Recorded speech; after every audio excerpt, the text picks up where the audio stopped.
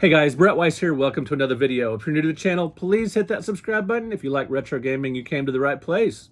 Let's talk about online harassment and how hurtful and stupid and just ridiculous it can be and how unnecessary. In particular, let's talk about online harassment of someone who has successfully had a Kickstarter project backed. Let's discuss.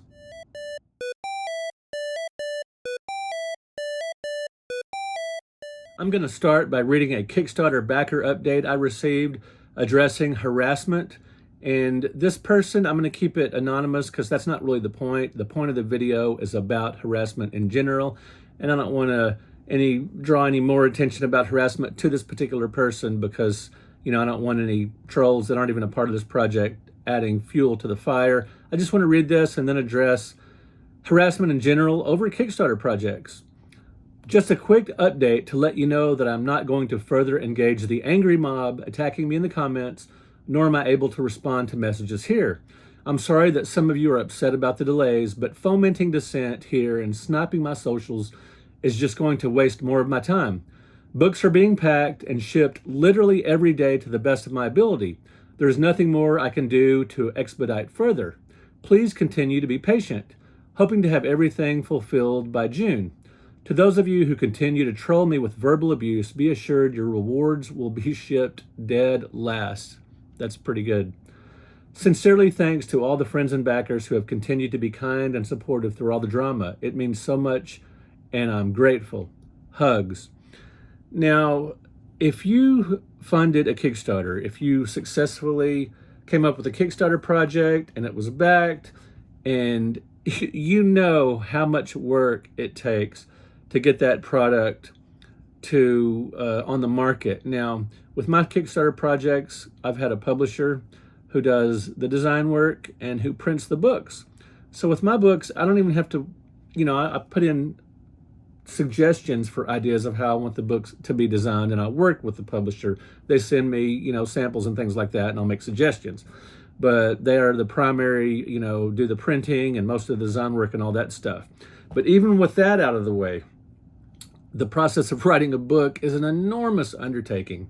Even if, like this writer and like myself and like a lot of retro gaming book authors have contributing writers, it is an enormous project. Not only do you have to write thousands of words, you have to edit thousands of words. You have to edit the articles, stories, anecdotes, or whatever the contributing writer sent you. You have to polish that up, make it perfect as you possibly can.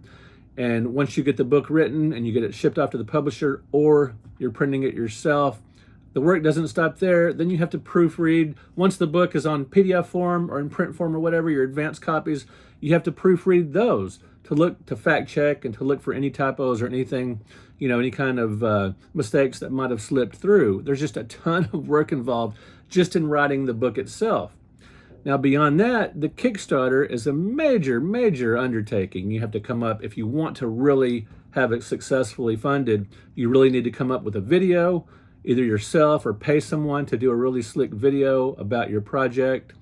You have to set up the Kickstarter page, which takes quite a bit of time. You have to do a lot of writing and planning just to have your book or whatever project it is on Kickstarter. That's a major ordeal. Once your Kickstarter is funded, then the work really begins. Whether you've already written most of the book or not, you've got a ton of work to do after the Kickstarter is funded or whatever project you're working on. You've got to, let's say your project is complete and the Kickstarter has been funded and everything that's been done in that sense needs to be done, then you've got books or whatever to ship. You've got emails. You've got, now in the case of books, they're heavy. They require a lot of packing. They require a lot of like bubble wrap and shipping materials like that because you don't want to get dinged, damaged in the box. You got to figure out the size of box you need, order. If you've had an extremely successful Kickstarter where you've got to ship a ton of product, you might have to do it all yourself. Even if you have a couple of volunteers or you have a small office and you've got some workers, it still takes an enormous amount of time.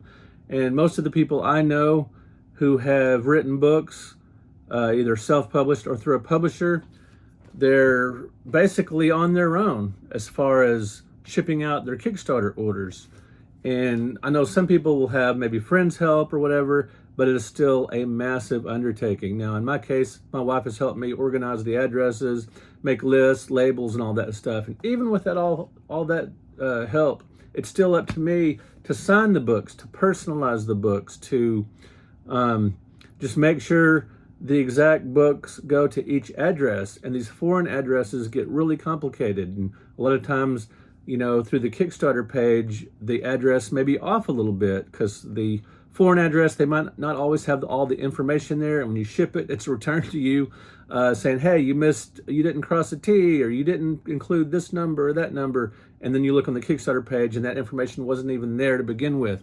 There are so many complications related to successfully shipping out all these orders of whatever product you're making that you are funding through Kickstarter. There's just so much involved. And for someone to, now I'd get it. I'd get frustration over spending hard-earned money on something and it being delayed by months or even years or whatever the case with, maybe you've experienced something like this with something you've backed and it didn't come out for a long time.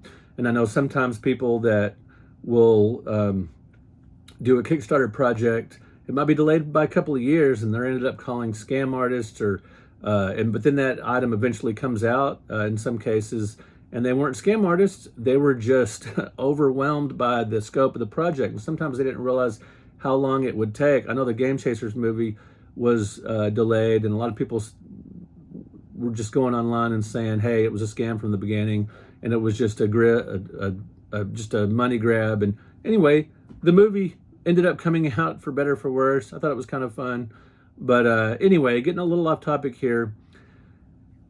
It's not always easy to figure out how long all this stuff is going to take, especially if you have personal things come up. Like if suddenly you have to move, suddenly you have a parent or a spouse or a kid get sick, suddenly you have a new job and you have to train for something else.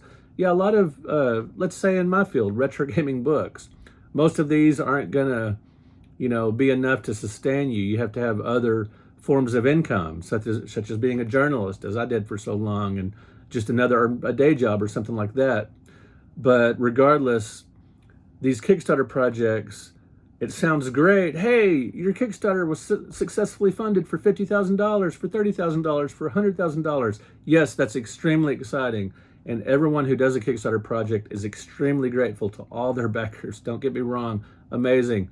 But if the product is delayed and you read the reasons why, and they've got good reasons, give them a break. If you back a Kickstarter project and there's a delay, I get the frustration, but take your anger out on, like if you order something from Amazon and it's weeks or months late, or from Walmart or something. These are big corporations that have armies of people trying to get their stuff to you, and hit them up and say, hey, what's up? But a lot of these independent projects, these Kickstarter-backed projects, a lot of times it's just 1, 2, or 3 people, a lot of cases flying solo. And these are tough. So just lighten up a little bit, take it easy, take a deep breath. If it's a game or a book that you've backed, you've got other games, you've got other books, just stay content with those. And yeah, I do know some projects that have been delayed by years, and that the person who started the project maybe just wasn't, equipped to do it, or just was too lazy, or just it was a money grab or a scam or something. But in the case I read, this is definitely not the case. And for so many others, where there's just a minor delay, just cut them some slack and just hang in there. Try to be patient. Again, I get the frustration. But man, if it's someone who's earnest and sincerely trying to get that product out, especially if this person already has a good reputation, as this person does that I've read the backer update from, just cut them some slack. That's all I can say. And in general, it's a good rule of thumb just to be a nice person in general. I haven't always been 100% nice throughout my life, and in every instance, and I'm sure all of you watching this can say the same thing. But I try very hard. But we're all humans and makes mistakes. But man, when you're sitting there at your computer, if you start to type out a troll comment or something hateful, just stop yourself. Would you talk to someone in your personal life this way? Would you talk to someone like this face to face? No, you probably wouldn't. So there's no reason to do it online either. just try to have some grace and patience and kindness. And anyway, I'll leave it there. Let me know in the comments. Have you ever backed a Kickstarter project that was, severely delayed by weeks, months, years, and then that product ultimately came out? Or were you ever screwed over backing a Kickstarter project? Have you ever done a Kickstarter project yourself and tried to get funding, and you got funding, and then you suddenly realize, oh my gosh, this is insane. This is massively hard work. I cannot believe all that is involved, all the details, the shipping, the packing, the emails, the tracking all this stuff, to keeping up with it. You have to have you have to basically run a small business for a few months just to ship your stuff out. It's amazing. And if you've got other responsibilities like family, a job, people to take care of, even just getting some time for yourself so you can maintain your sanity to do the chores you have to do. I mean, good grief, it's insane. So just extend some grace to these people. Anyway, thank you so much for watching. Thank you for liking this video. Thank you for subscribing to the channel. And I've been doing some vlogging just to fill in the gaps between my edited videos. I hope you guys are enjoying them, and we will talk to you in another video. Thanks for watching.